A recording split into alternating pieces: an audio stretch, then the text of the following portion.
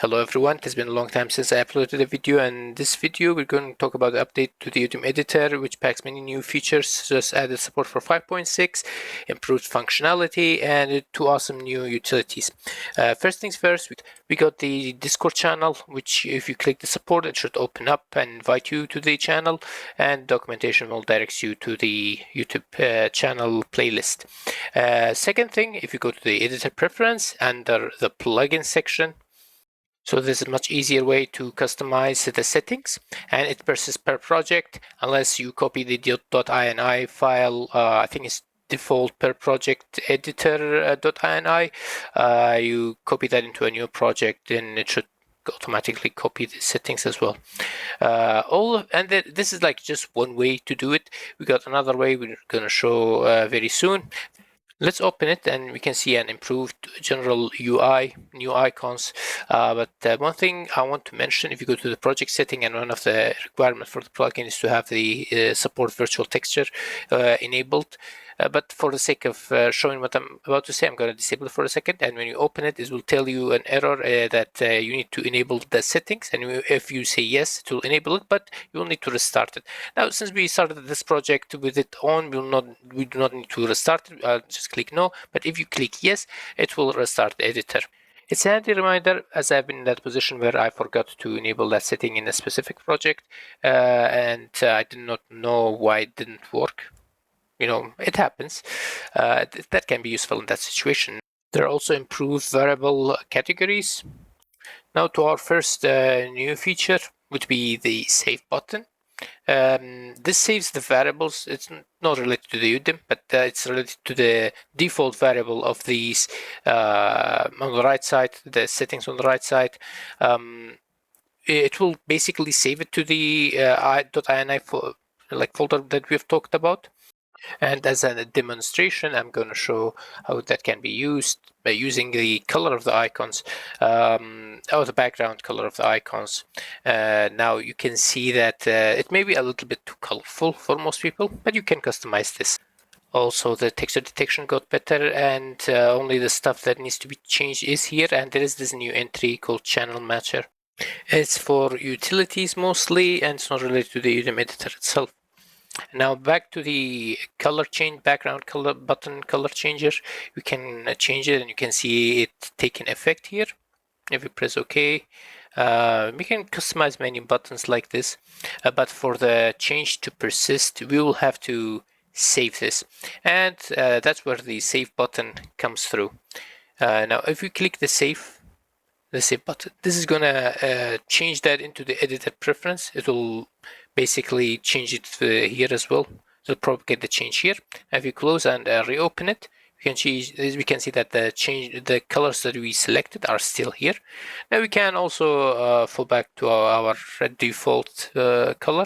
And if you don't like color, so I know most people don't, we can change them all very easily. Let's use the color picker. Something to a color that's more like the default Unreal color. We use shift right click and shift left click to copy paste the values to the other ones, which will make it more like the default UE color schema. But still, if you hover over the buttons, the color will change. This is only for the background. Now, let's add some textures to show some of the changes we got here. Let's add some for a more easier demonstration. We can also like click other types. For example, you can click the normal type, normal maps, occlusion, and it should add them correctly.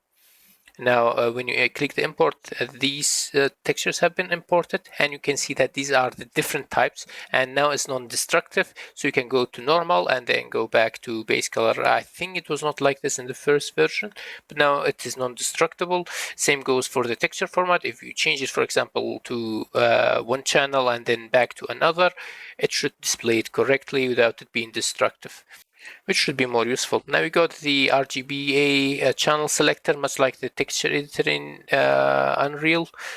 For example, on that texture we got the alpha channel. If you hover it, you can see the alpha is sort of like that checker pattern. I don't know if it's very obvious. And you can select multiple texture combined like that. It's sort of like the default texture editor. I know many people are already very used to it. And let's see, I think these were already in the previous version. So the new button here would be the duplicate. Yeah, the duplicate button is sort of, let me actually add a blank here. It's basically like a blank, but if you don't want it to be the definite black blank like this, if you like to have a placeholder texture, you first select the texture that you want to copy to the other ones, and every other one that you select, when you click it, it will copy it to those other textures. And if you go back to normal, you can see the normals also have been changed. Same with other types that it has already detected. And if you select the texture, it will show you in the thumbnail the dimension or resolution of that specific texture tile. I meant tile. Now next we got the change texture button. This is similar to the drag and drop onto a texture tile, which would normally change the texture. However, if you have too many textures in there, it may be a little bit laggy, so that's why that button has been added. So if we select a texture in the content browser, and then we select texture in the editor, if you hover over it, there is a tooltip, which will change the last selected texture here into the first texture selected in the content browser. And just like that, we change the texture in an alternative way to drag and drop.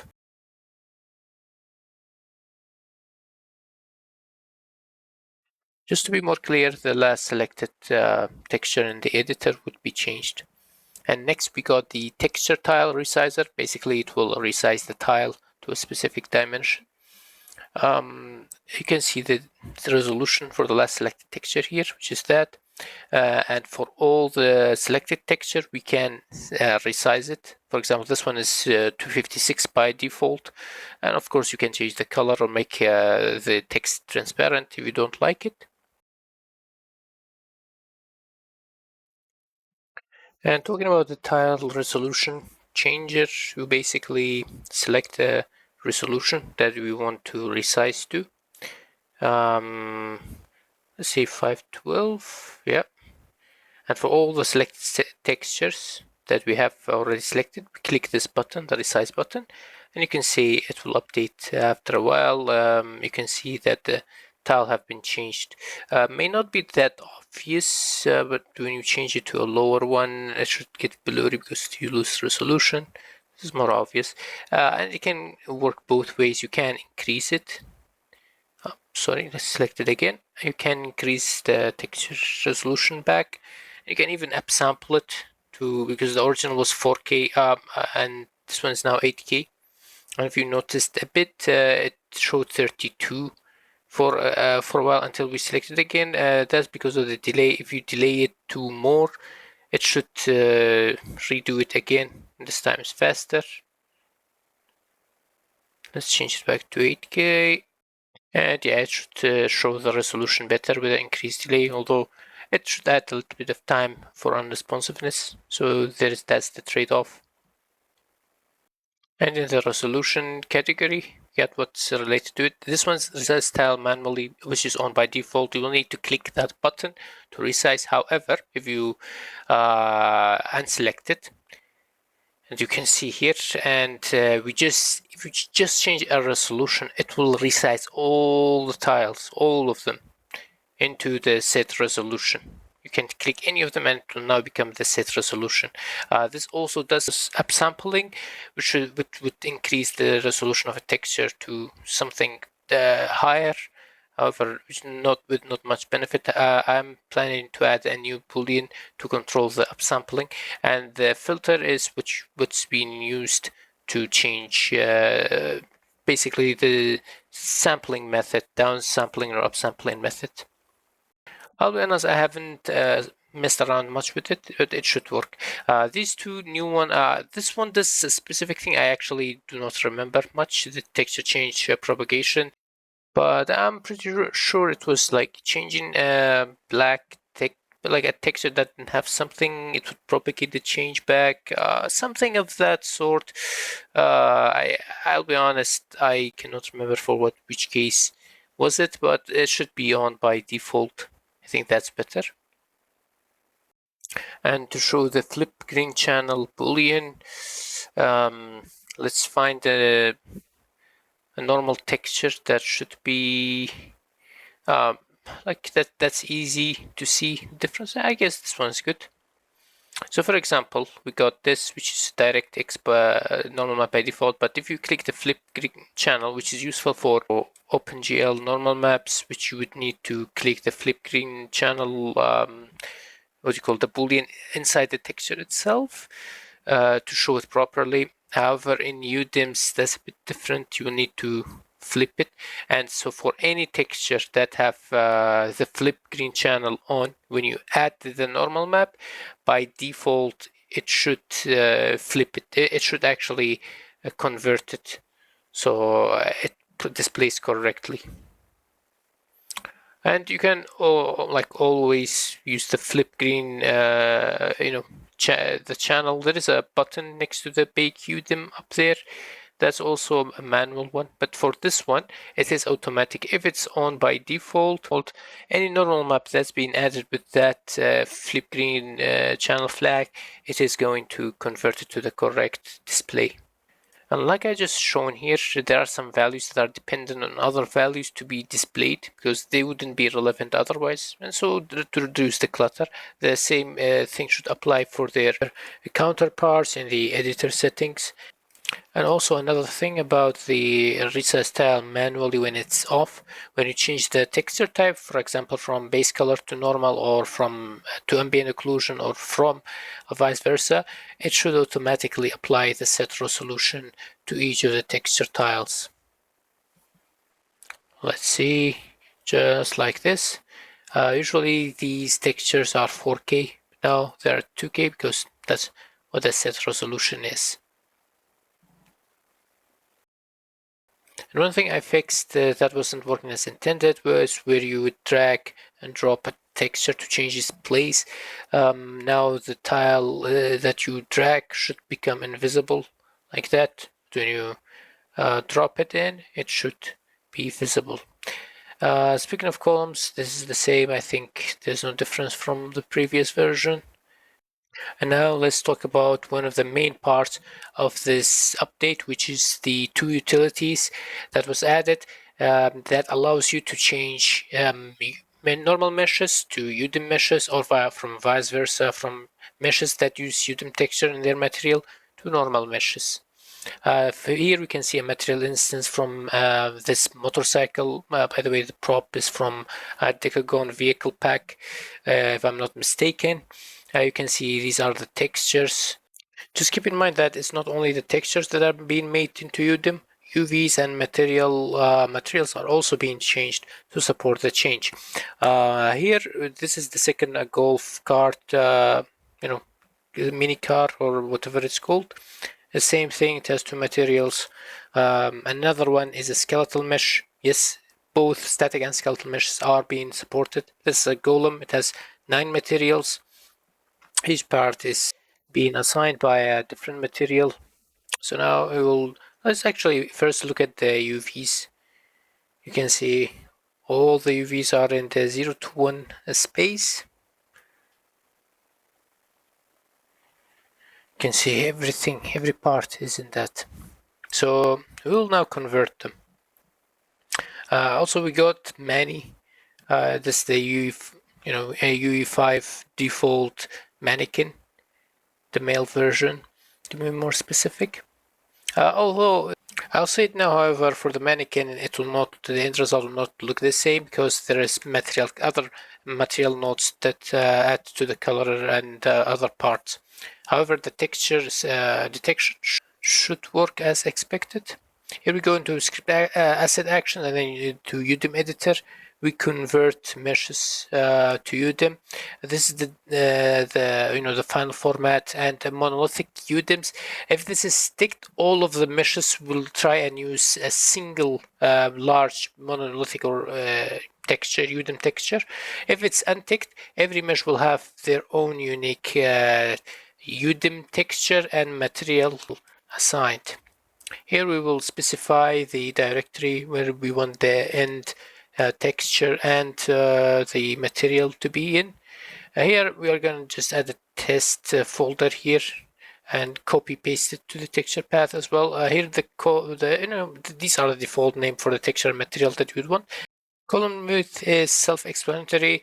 It's for the UVs and the texture UDIMs. Materials to exclude, basically these materials, specific materials, maybe you have specific logic, you want to exclude them from being part of the final UDIM material. Same goes for the material shading to exclude. Maybe you would want to exclude cloth. And also there is blend mode to exclude. You would want, for example, translucent or mask materials to be excluded from the final material, which you can do that. They will still have their own materials, no problems there. As for suffix detection extra, it's the same as the other texture in the UDIM editor.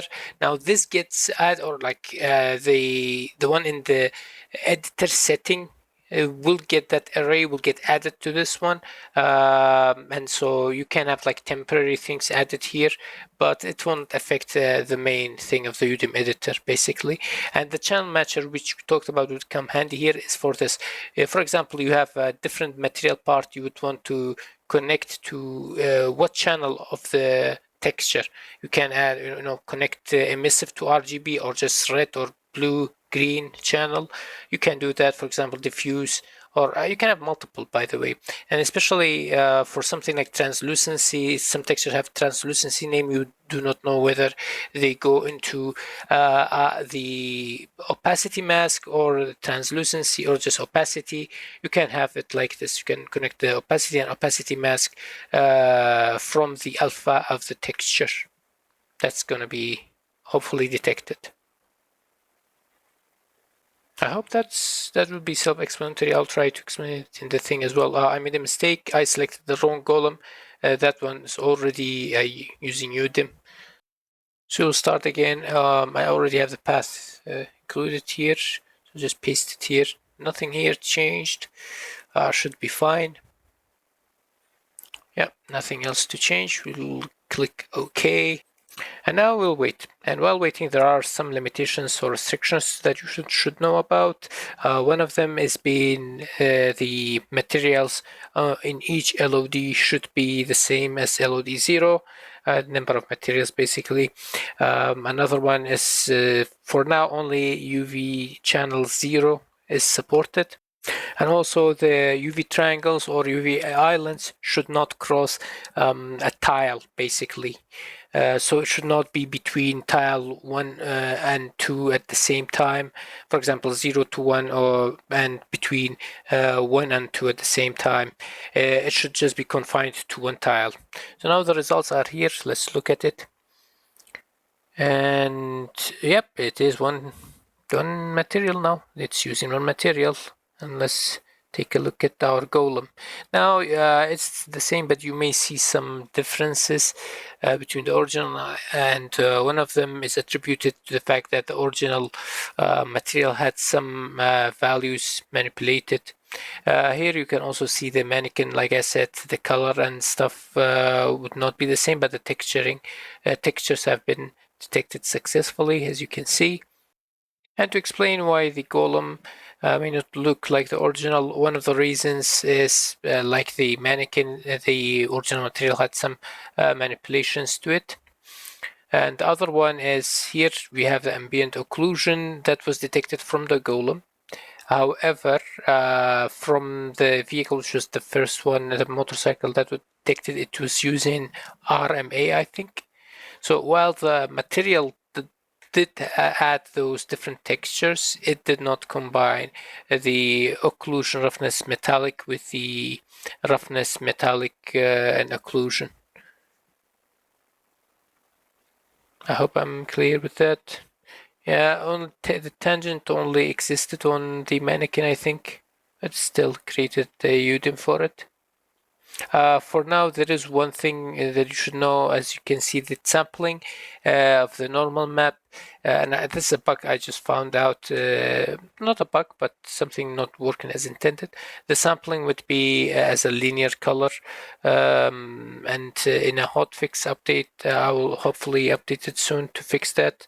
Both the normal map compression and the texture sampling should be fixed with that update. Here we're looking at the UVs for the bike. There is UV tile 1 and UV tile, actually you can call it UV tile 0 to 1, UV tile 1 to 2. Here the golem has had 9 materials, so of course one of them would go to the second row, and after that follows it is the golf cart, followed by the mani. Of course, it depends on the order of which mesh you are going to select first. That's how the UVs are going to be layered according to that, and of course according to the column width. And as you just saw, all of the process are automated. You basically don't need to do much. Another thing here, we have the vice versa of it. We can convert a UDIM mesh back to a normal conventional mesh. Why you may want to do that is if you have a UDIM mesh that you want to use, but your project does not, or your project does not use virtual textures, you'd want to convert. You can convert that UDIM mesh back to a normal mesh with multi-material, and the parameters are similar. This is the normalize, what do you call it? Normalize UV space to 0, 1. Basically, it will bring or collapse all the UVs back to the 0 and 1 space. It's on by default. You also got the extra channel. If you have like a special detection for it, for the texture suffix, you can do that there as well. And let's press OK. We'll see. And the thing to note is that if a single, for example, a couple of meshes have the same, or a part of their UVs are on the same UV tile, for example, tile 3 to 4, if you're doing it in the same batch, it will not create a new material, and it should still be the same, like the same material shared between the resultant textures.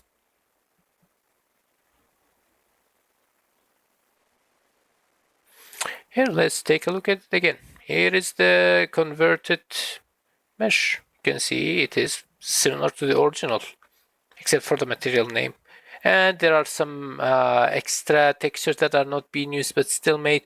I'll try to fix that as well. That shouldn't be that hard to fix.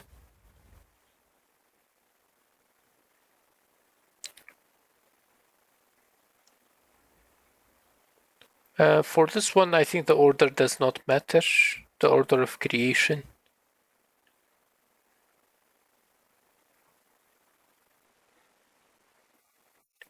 Let's take a look at the UV, all of it, because we ticked on the normalize to 0 to 1 space.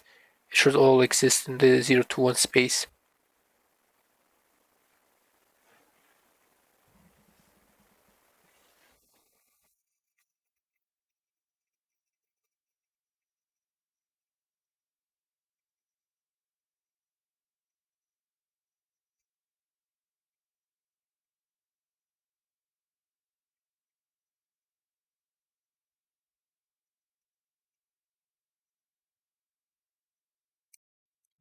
I think the results speak for themselves. They're pretty good, I guess.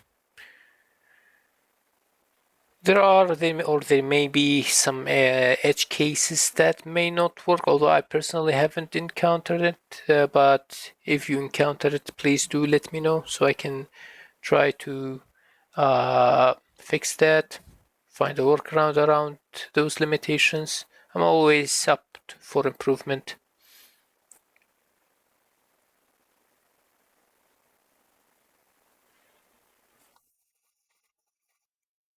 I'll try to reload these, and this time we're gonna make a UDIM, but we are gonna untick the monolithic UDIM. Basically what this does, like I mentioned before, each mesh will have their own unique UDIM material, basically. they're not going to be sharing different, like they're not going to be sharing a UDIM texture together. And let's exclude a material which would be the golem back in this case, just to showcase the exclusion. And of course you can add the other material shading exclusion, blend modes. For these meshes there are nothing special about them. Once again, while waiting, I'll talk about substrate. I only tried in 5.5 for substrate and it did work. There was no issue there. And in the texture detection department here, according to the material or the material instance, sometimes there is a rare chance that the not correct texture would be detected. In that case, the material may be wrong. But that's a slim chance, basically.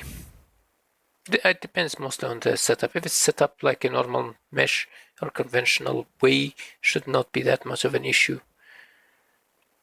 Here we can see that each one have their own UDIM, and the golem bag, in this case, because we excluded that material to be manipulated, it still exists as its own, with its own original material.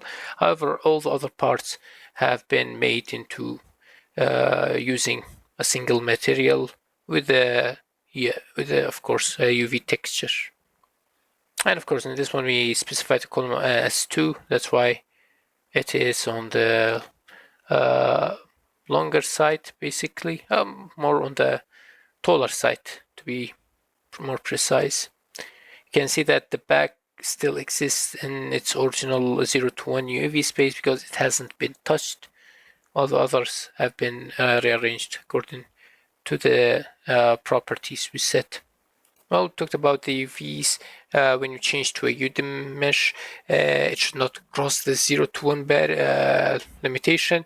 You can actually go beyond UV, beyond 1, but like the triangle itself cannot exist between tiles. Basically, it cannot cross tiles. This is another example of a gun.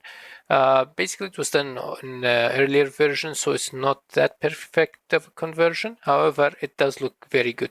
And the original was using like 12 something materials here. Here in 5.5, as you can see from the updated UI, we will try it as well to showcase how it's done. Okay, just to showcase that it does work.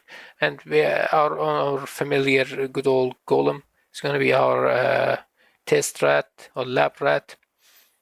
I'm just gonna do, I'm specifying the directory here. By the way, we also have 2 other meshes along with it. Yeah, let's change it to 3 just to make things more, have more variety.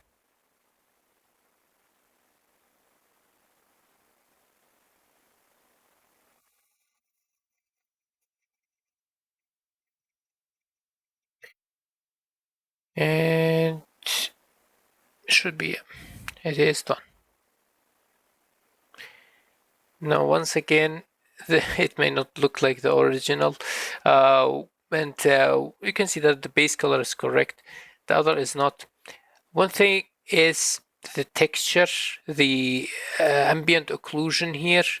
You can see from the parameter, it says metallic roughness occlusion. And the thing is, it should be like metallic and red according to the name, but in reality it was not like that. It was named incorrectly by the the 3D artist. So we have to, it's actually an ORM, basically occlusion, roughness, metallic, and RGB channels respectively. So now we got the correct one. So when you rename for the detection, make sure the correct channels are, make sure first your textures are named correctly with the correct suffix, and second, in the settings that I showed, all the correct channels are being directed or connected to the correct output. Here we got the lava part as a static mesh, still using the same UDIM material. Just to make it look like the original, we'll multiply the emissive by 3 So just you know that it's just a material setup that made it look different from the initial. See, this looks more in line with the original here. Also, we got this frost. Oh, not that one. Yeah, it's this one. And one thing now I'm gonna show is the UV. Now, the first one we selected was the golem, so it is going to be the first one that's taking out the UVs. We got it's 9 materials, so with a column width of 3, so it's going to be 3 by 3 for the golem. And after that, we're going to go into the 3 to 4 UV range for the eyes. And after that, we got the lava. But there is something interesting about this lava static mesh. Oh, we cannot select skeletal and static mesh and add them to the UV editor. Oh, that's a limitation. You can see the part here,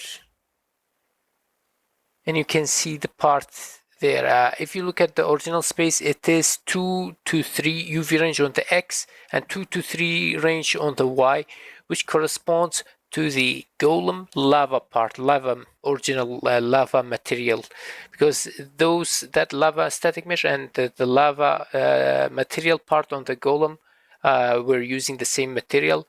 As such, the UDIM, the utility actually detected them as same and put them in the same UV space without creating extra, UDIM tile for it, which is a nice addition. As for the plugin page, I already tried to update most of it. But I think I'm not doing a good job of showcasing it. I'll be honest with that, with the thumbnails. For example, this is fine because even though it's older, for the older version, it still shows what it can be done. It's fine. This needs update because we have new buttons. Yeah, we need to explain those. Yes, I mean, this is sort of fine, but yeah, this is new. I try to add the new, the new buttons and explain what each does. This is for the utilities. Yeah, I'm not that good with that part, but I'll try to improve over time. And the change log can be found here. It's a bit long and I actually did not include a couple of things that I should have, but nevertheless, and it does support from 5.3 to 5.6. However, 5.3 is still on the older version. If I have time or if there is a request for it, I'll try to update it to 1.1 or 1.1 point something hotfix. These are the frequently asked questions. Try to add. There is no forum post. I do not know why I already clicked it. Did not add it. I also contacted support. I've been routed to a couple of departments. However, still no reply. Hopefully, I get a reply and a possible fix, so people can ask questions there. And if you have questions, I highly suggest you join the Discord server to ask a question about it. We have a UDIM section, however, it's only for those who have bought it. You can ask it in general. And if you have bought the plugin, thank you so much for supporting. And I do really hope more people join the Discord server. If you have questions, bug reports, feature requests, please do that. There is a verification process for those who have bought the plugin. It is manual, but should be relatively fast. That's about it. Hope you enjoyed. Hope you found this useful for your workflow. Like I said, I am up for any suggestion. Thank you for your time and patience. Have a great day.